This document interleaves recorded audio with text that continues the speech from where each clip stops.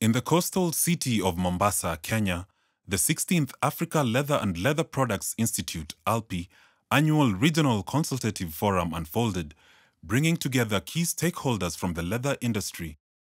This documentary takes you on a journey through the event, exploring the theme of enhancing Africa leather sector competitiveness through investing in products design and development. Participants from across the continent arrived, greeted by the dedicated team of the Africa Leather and Leather Products Institute. The PrideInn Paradise Resort became the hub for discussions, collaboration, and the exchange of ideas over the next 3 days.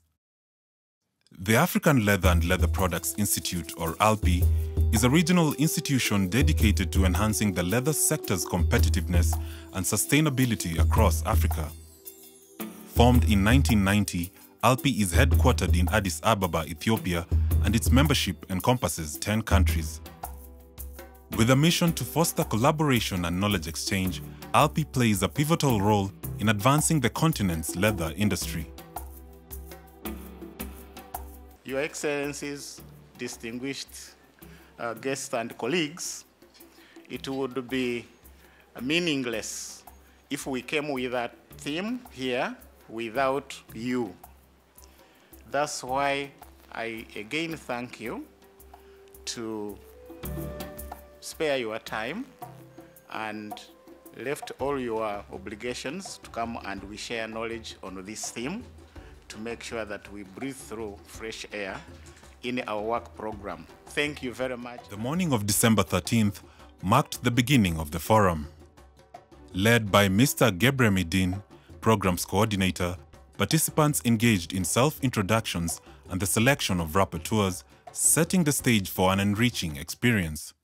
Good morning, Excellencies, and welcome to the 16th Annual Regional Consultative Forum of 2023.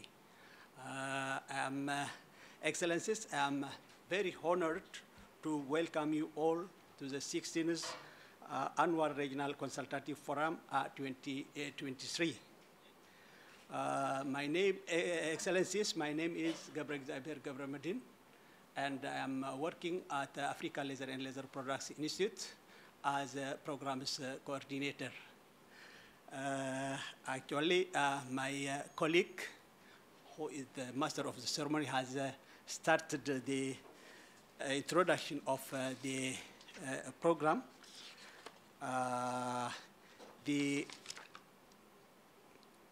This 16th annual ALLPI Annual Regional Consultative Forum 23, it is under the theme Enhancing Africa Leather Sector Competitiveness through Investing in Product Design and Development.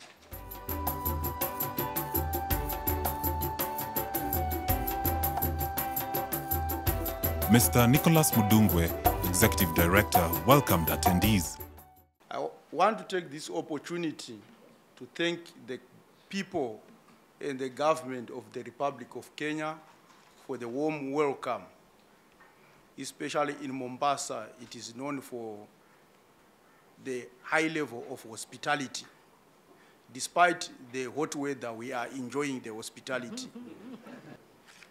I also want to recognize our development partners, in particular Badia, who have supported us in the acquisition of equipment. The European Union, they've also supported us through the COMESA Secretariat, the Leather and Hides Council of America, here represented by Madame Lee, they've supported us. I also want to take recognition to the members of the academia. Most of the time, the academia are forgotten, and most people think they are of no value. Once I get a degree, I forget about the university. But I think universities are very critical, and in ALLPI, we really value you. Opening remarks were made by a representative from the Kenyan Ministry of Trade and Industry. My name is Karanja Njora. I'm actually the Deputy Secretary. I'm the Deputy to the Principal Secretary.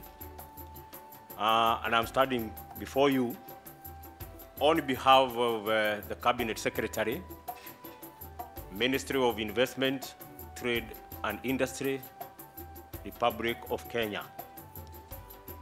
The Cabinet Secretary has sent me with a written speech, which I will humbly read. Ladies and gentlemen, I am honored to be with you today as I give opening remarks in this important 16th Annual Regional Consultative Forum taking place here at PrideInn Paradise Resort, Mombasa. Distinguished guests, on behalf of the government of Kenya, my colleagues present, and on my behalf, I take this opportunity to welcome you to Kenya. Feel at home in this beautiful country that is the gateway to East Africa and Central Africa. From the program, I noted that the theme of this year's forum is enhancing Africa leather sector competitiveness through investing in products design and development. I'm also informed that the forum is built on a triple helix comprising of government support institutions, the private sector, and academia. And it meets on an annual basis to review and build on achievement from the previous years. Ladies and gentlemen, leather is globally ranked among the 25th most traded product, with leather and leather products constituting 0.5% of global market. I wish to thank Africa Leather and Leather Product Institute for choosing Kenya as a host of this event and providing me with an opportunity to interact with leather fraternity. With those remarks, I now declare the 16th Africa Leather and Leather Product Institute Annual Regional Consultative Forum 2023 officially open. We have so far 11 member states that are participating in the ALLPI, but the possibility of having more member states is there. You don't need necessarily to be a leather-producing country to be in the ALLPI. And this has been demonstrated. I come from a small island known as Mauritius, and that island does not produce leather, but want to be a premier country in leather export. And I'm sure many other countries can also do the same. The opportunity is there, except that we need to make it happen. So I would say that, yes, we talked about the big continental market. We talked about also our regional market. We talked also about our national market. Our national market itself is a big market. You may not know that your national market for the leather products is equally a big market. If we can get that market of the national before even going to the regional, is as good as the regional market. So the national market, for us to get it, we need to make ourselves more competitive. We need to make sure that we use the latest technology. Of course, I was asked, yes, the technology is a barrier in this sector. Where do we get? And my former colleague and executive director, he will explain to you that COMESA is an organization with 11 other institutions.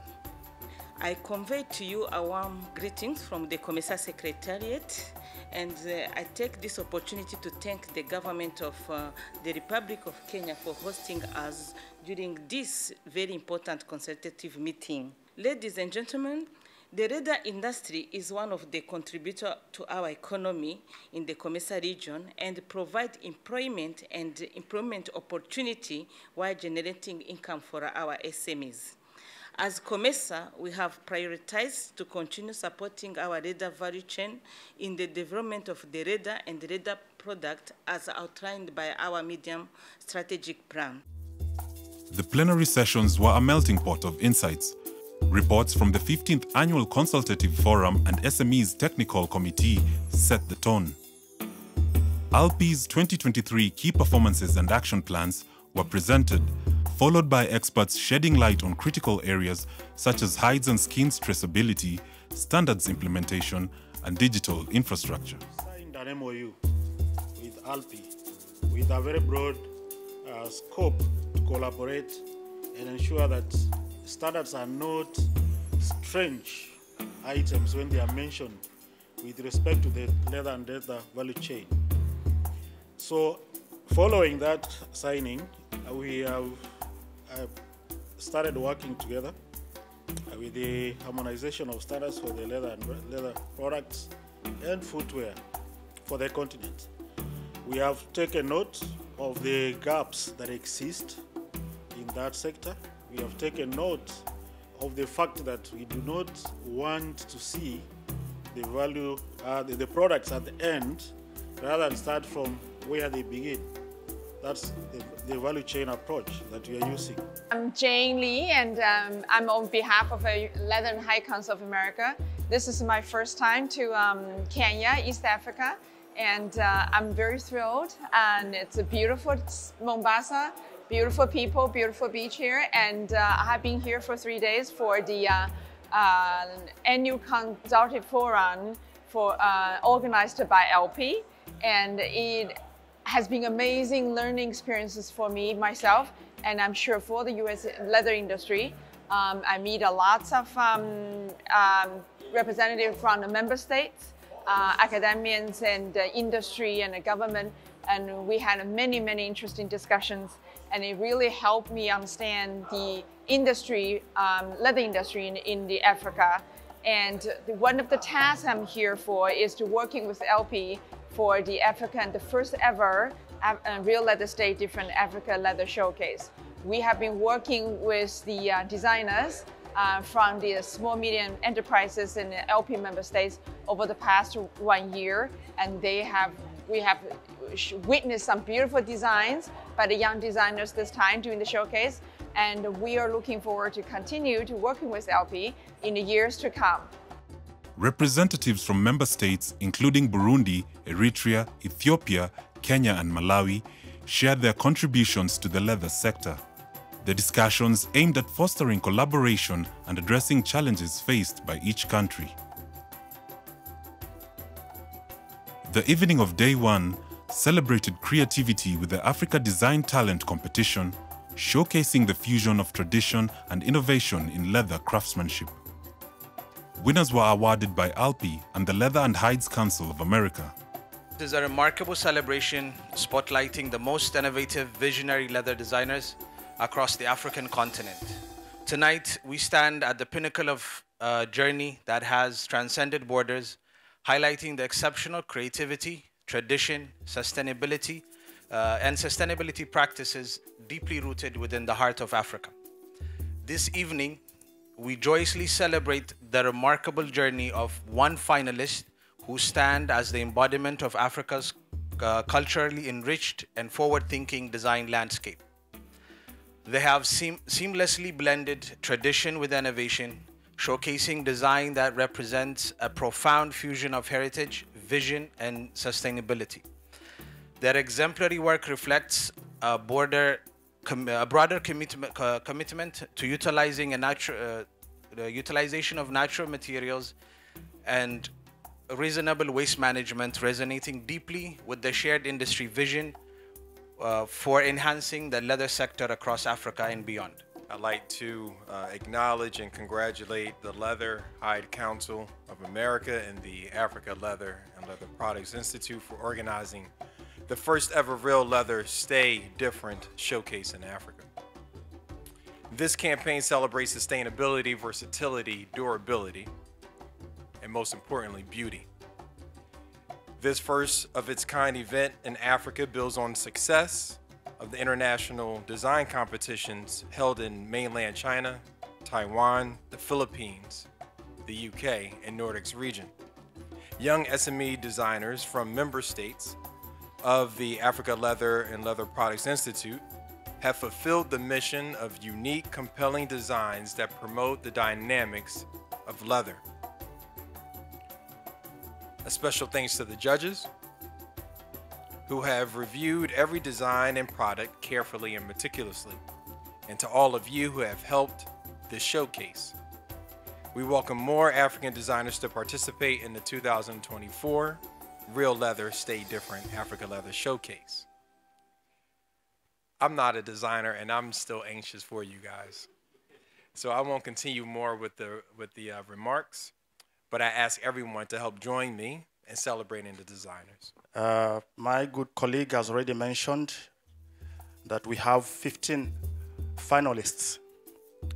And I would like to mention that out of these 15 finalists, we actually have 8 that emerged from Ethiopia. And we had, thank you very much. So you'll be able to realize that Ethiopia really is a powerhouse, because we have quite a lot of well-trained designers in Ethiopia, and this is also because Ethiopia is a diplomatic center, and we have a lot of actually cooperating partners that are helping the leather sector in Ethiopia. From Eritrea, we had 1. From Sudan, we had 1. Uganda, we had 2. Zambia, we had 1. And Zimbabwe, we had 2. Thank you. My name is Nicholas Mdungwe. I work for Africa Leather and Leather Products Institute as the Executive Director. Africa Leather and Leather Products Institute is an organization which was established under the Common Market in Southern Africa to support the development of the leather sector, initially in COMESA, but now the mandate has been widened to integrate and work with any other country in Africa for the betterment of the value chain, to create value, employment, intra-trade, and export growth. The Africa Leather and Leather Products Institute has been around for more than 20 years. And its mandate starts from policy and strategy development, capacity building, promotion of intra-trade, research and development. And over the years, the Institute has facilitated the designing of strategies for 15 countries in Africa. It has also supported capacity building for enterprises in the tanning, footwear, and leather goods production. Furthermore, it has also created a network of buyers and sellers in the region. Prior to its involvement, it was very difficult for entrepreneurs in other African countries to collaborate or to buy or to import leather or other accessories which are critical for production. So I'd say the organization has been able to catalyze policy formulation and implementation, catalyze market connection, and catalyze greener production. For instance, we have implemented projects that looked at how the leather sector could be greened. How could we employ standards to ensure that people can trade amongst themselves? Day 2 delved into collaboration with universities. Initiatives from institutions like Bahir Dar University and Dedan Kimathi University of Technology focused on enhancing the knowledge base for ALLPI. This collaboration aimed to nurture the next generation of skilled professionals in the leather sector. Our universities should be the knowledge base that converts knowledge to things that we desire to have in the society. It should be the hotbed of innovations. And one of the things that yesterday, what I was saying is, we have a lot of materials, not just in the leather sector. We do have a lot of raw materials. Now these raw materials, when we export them as raw materials. And what we import a lot. Just the other day we were talking about the fish and fishery sector, where a country exports $8 million worth of fish, and then they import 200 million of the processed fish. So these kinds of scenarios repeat themselves across the board. And what we expect is that the universities, while they are giving out the knowledge materials, they should also be looking at giving us the products that we desire to have. We are training students in undergraduate and postgraduate level. We have 8 programs in undergraduate level. In textile chemical processing, we are delivering training in garment engineering, textile engineering, fashion design, and textile merchandising.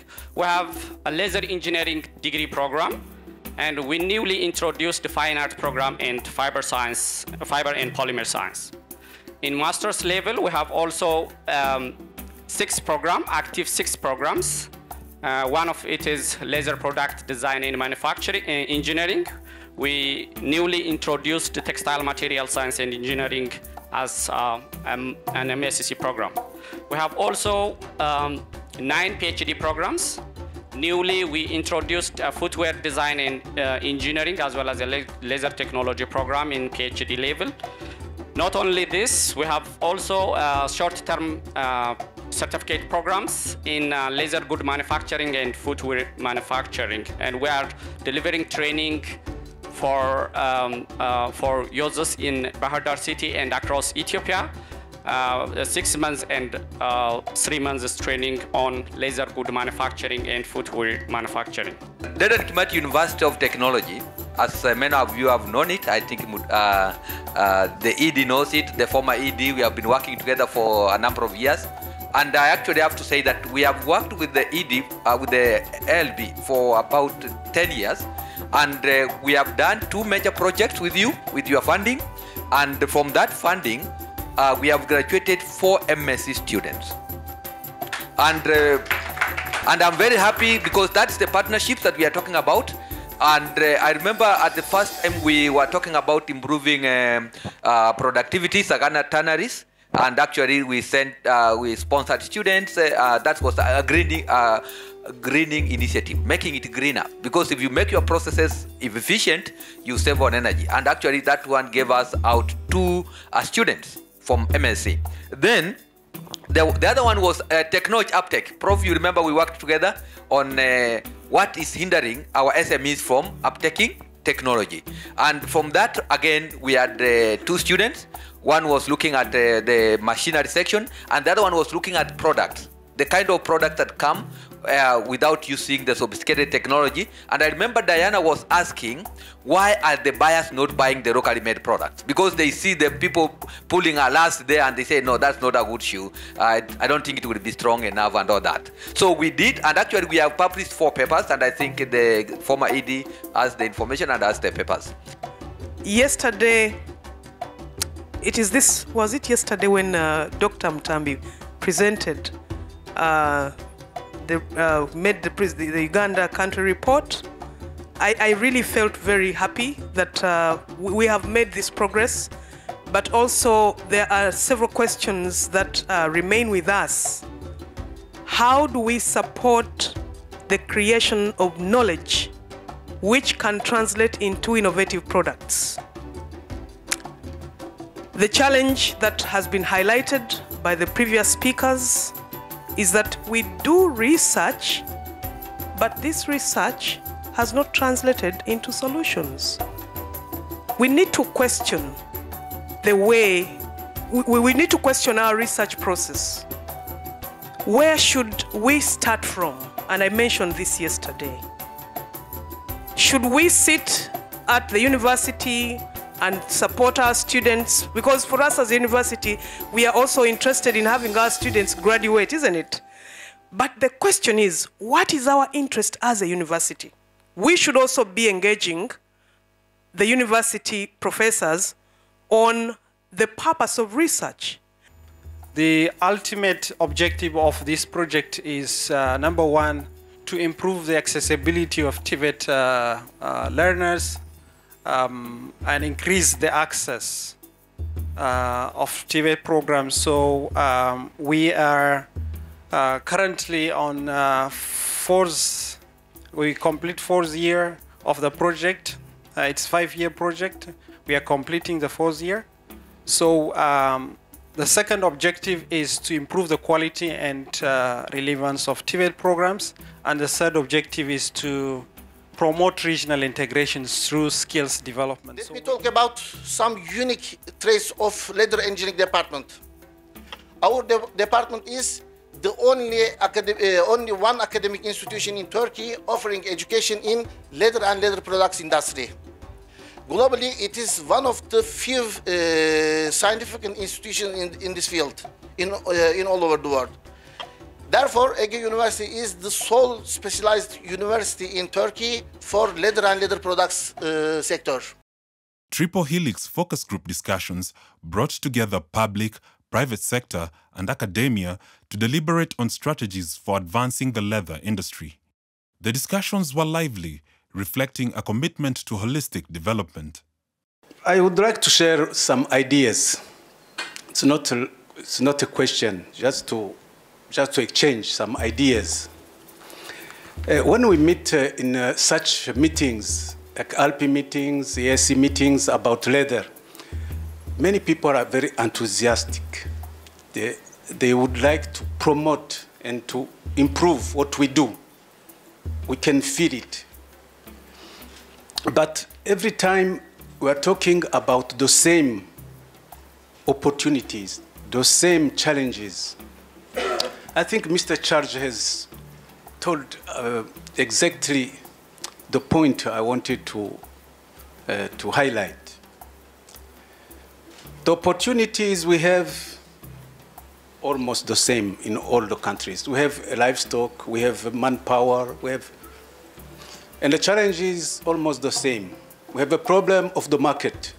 We can't sell our products, but every time we repeat the same problem of market, problem of finance. We don't have money, but in reality, we have money. Why should we say that we have no money when we import all the shoes we are wearing in this meeting? If each country comes forward with the statistics, with the capacities on the ground, we will start asking ourselves hard questions. And one of the questions is, if we are doing below capacity, almost less than half, do you need the leather pack? Do you need to spend millions putting up the leather pack? Or are you looking for strategies, first of all, to utilize the capacity that you have? I would like also to request, especially from our governments, because when we train the training of trainers, the idea is these trainers now at country level are supposed to scale up the training so that many SMEs benefit from these trainings. But this is only possible if we have a situation like what Mr. Charles talked about, where our governments plan their activities together with ALLPI. And I'm glad to mention that we've been able to do that with Zambia, especially for 2023, where the ministry at the beginning of the year sat down with ALLPI and planned the activities. So we are able to see what ALLPI has on their plan and what the country also has planned, and then integrate and have one plan for that country. And if that works out in that way, it will be easier even to ensure that the trainers that are there will be able to scale up on some of the trainings that ALLPI has conducted for the training of trainers. I want to speak to the issue of the standardization. I think yesterday it was also raised by a colleague from Ethiopia, where the local manufacturers are not able to really compete with the investors from China in terms of providing the boots to the military, that so-called disciplined forces. I want to share our experience as a country in Kenya. I think Charles and Beatrice, you are aware that since 2018, when it was made a presidential decree that all the military we call them disciplined forces. In our country, they are 10. They have to procure their boots and uniforms from local manufacturers.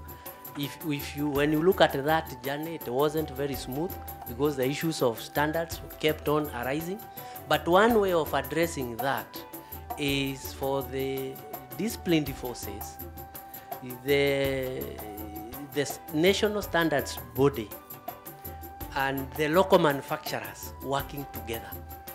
The idea of value addition is very important, and it gives a very high opportunity and for economic also. This one is we should focus on this important thing. The other one is Mr. Wendu, sorry. Especially in our country, SMEs are now come on board and a very booming industry, especially the manufacturers, small and medium. But the tannery sites are, due to difficult reasons, are very, especially the working capital or forex issues are major challenges. And I want to start with the first one about performance and why the leather pack. It is true our tanneries are not doing well. It is also true we are developing the leather pack. There's no contradiction. Why the pack? One of the key things that we expect the pack to do is we want to push the agenda for technology upgradation. A lot of tanneries are doing wet blue, and I hope there are tanners here and they are listening. If I say something that is wrong, they should correct me. Production of wet blue is very easy, is very conventional. So it is easy for a lot of companies, it's easy for tanneries to do wet blue. Even in terms of technology applied. But once you move away, once you move the next step and you want to finish leather, then you require to finish leather that is suitable for particular products. And this is where we have a problem. The way we are developing our leather industries, especially here in Africa, is we look at tannery as a tannery like an answer for everything. If you go to the developed world, especially Italy, tanneries for hides are for hides. The machines for hides are different from those of skins in terms of working space, in terms of process capacity, and you cannot use the same thing. You can do it at the earlier stages, but you cannot do it for finishing. On the final day, experts emphasized the importance of investing in lasts, soles, and accessories for product design. Discussions on leather value chain standards harmonization and infrastructure development echoed the need for a unified approach. The idea is very good, but the finishing really, is missing. And often you find that we are having that, the missing link, or what makes our products not to be that well refined are components and accessories and all the other, materials we require to go in addition with the leather that we have, so that we have a very well refined or a very well finished product. We need to have a strategic plan for managing that solid waste, particularly solid waste. So we have already started. I will show you what we are doing here.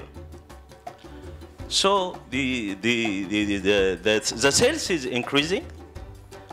Where our target is 100% increasing the sales, and the physical chemical labs setup we are going to do, because we don't have.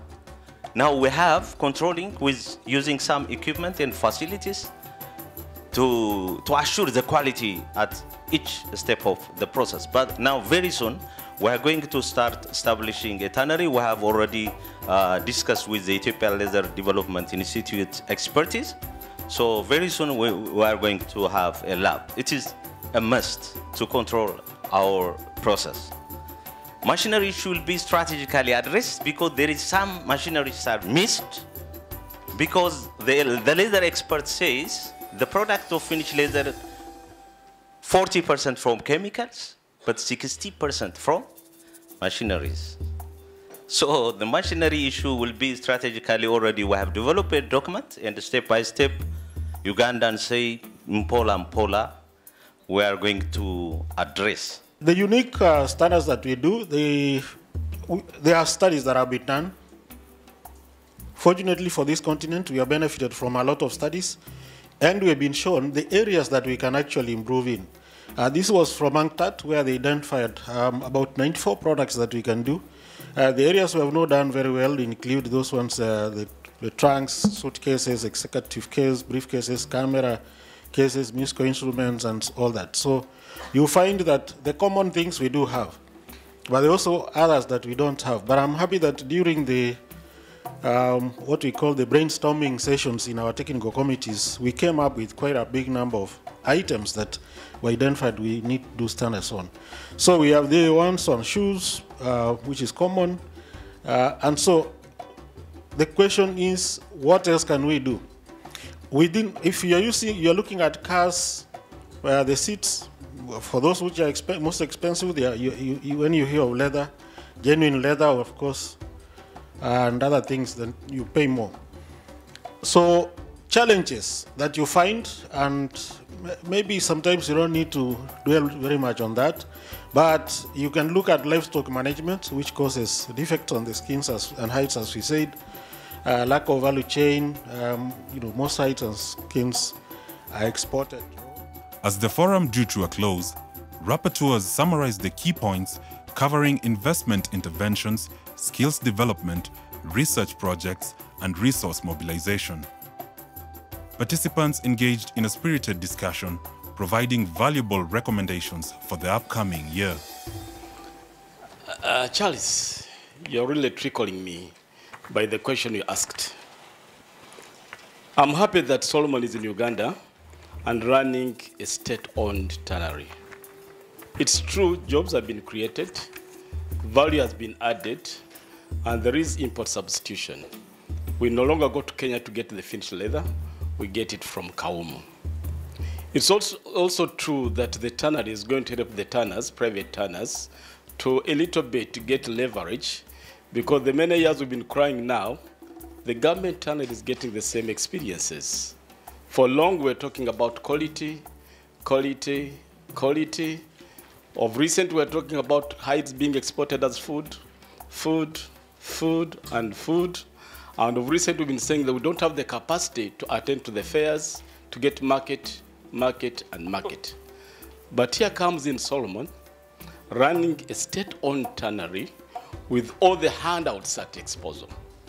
It is the same state-owned tannery that is going to compete with the private tanners that have been going through the system of making lives ends meet on their own without any serious support from the government. Actually, Charles, my question could be, from the subsidy you talked, is it a government tannery? Is it a state house tannery? Or is it a president's tannery? Please, get me well, because these are very pertinent questions. The closing session featured closing remarks and a vote of thanks from the Honorable Permanent Secretary, Dr. Juma Muhwana, from the Ministry of Investment, Trade and Industry, who was also the guest of honor, emphasizing the importance of the leather sector in Africa's economic landscape. The leather value chain should be the game changer for industrialization of Africa. The ALLPI Regional Forum is ready to lead the African industrialization revolution. Bwana Secretary, ladies and gentlemen, the theme of the Regional Forum is enhancing Africa leather sector competitiveness through investing in product design and development. The theme is well aligned with COMESA pillars of industrialization and market integration. So when we talk about competitiveness, I think it's important that we learn from what others have done. You can almost say that a lot of that manufacturing moved to Asia because it was becoming uncompetitive to produce products in Europe and in the US. So you can say that China, for example, did not become industrialized by choice. Somebody in companies in the US and companies in Europe decided that to cut my costs, let me relocate my factory to China and India and Vietnam and Sri Lanka. And that is how a lot of the Asian companies then came up. From where I sit, looking at the global dynamics and the costs of logistics, especially global logistics, there is a clear trend that this tsunami of industrialization that started in Europe, to the Americas, to Asia, the next natural destination is Africa. And with those remarks, I want to declare this forum officially closed. Thank you. As the conference drew to a close, attendees gathered to a splendid dinner reception. The atmosphere was filled with excitement as members from different nations unwound and celebrated the successes of the event. The dinner reception provided a platform for informal discussions, fostering new connections and strengthening existing partnerships. Laughter echoed as colleagues shared anecdotes and experiences, solidifying the sense of community that defines ALLPI.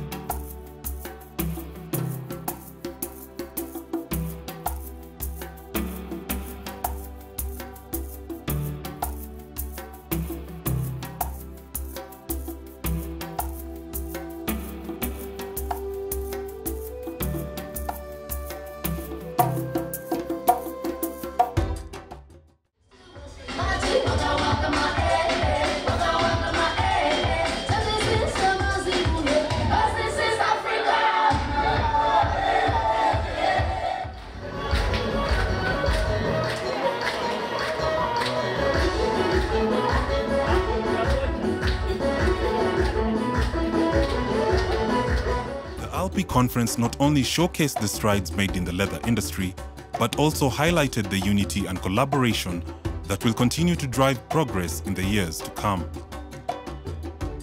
The 16th ALLPI Annual Regional Consultative Forum 2023 was not just a gathering, it was a catalyst for progress, a testament to the commitment to transform Africa's leather sector, shaping the future of an industry that has become synonymous with innovation and opportunity.